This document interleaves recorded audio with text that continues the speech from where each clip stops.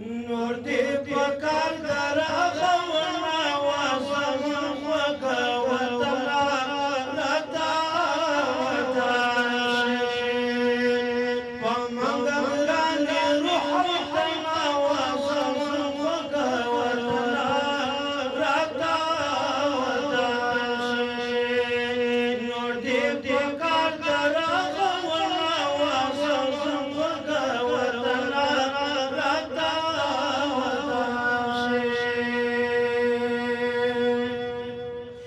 کمپاین ملی نهالشانی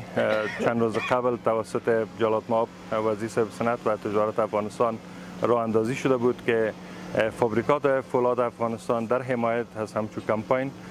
کمپاین نهالشانی را آغاز کردند که تا ما هم بتانیم یک فضای سبز و فضای سالم و پاک به نسل‌های بعدی خود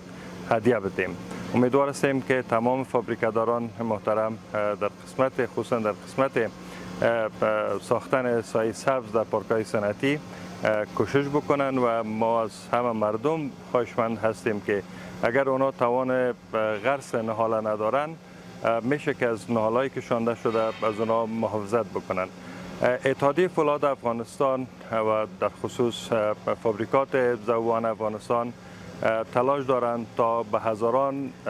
اسلحه ها را در پارک‌های صنعتی غرس بکنند و از اونا مراقبت بکنند و همچنان از هموطنان عزیز خود هم خواهشمند هستیم که به این کمپاین ملی بپیوندند. جا داره که از هیئت رهبری میلاد استیل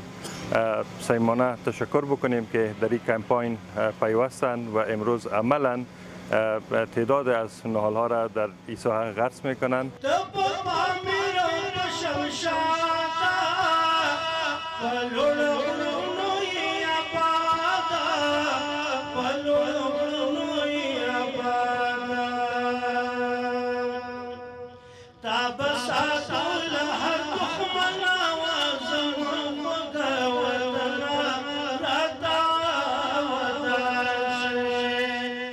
کمپین نهالشانی است، سال نو است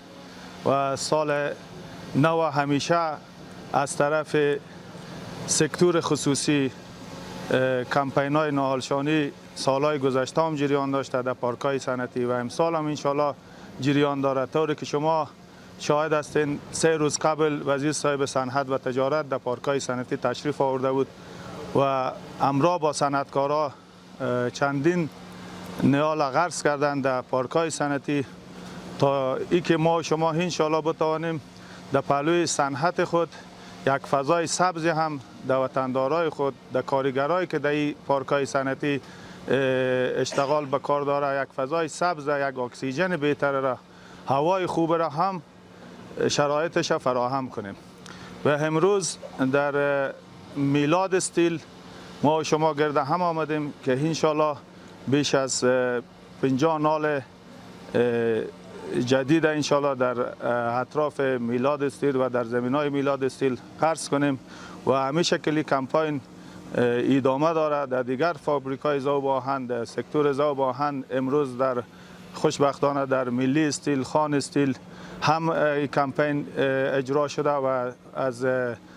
فردا در میهن استیل، میسم استیل و دیگر فابریکاتی که داریم انشالله این کمپین همین قسم اجرا میشه و ما تشکری میکنیم از هیئت رهبری میلاد استیل که همین شرایط به وجود آورد و صنعتکارای دیگه ما را که از دیگه سکتورها اینجا تشریف دارن اینجا دعوت کردن تا تشویق شوند انشالله که هر کدام ما و شما به نوبت خود، هر فابریکادار، هر صنعتکار بتانه انشالله این دین فضای سبز و دین طبیعتی که به گردن ما و شما داره ادا کنیم و هر سال بتانیم این کمپین انشالله ادامه بدیم.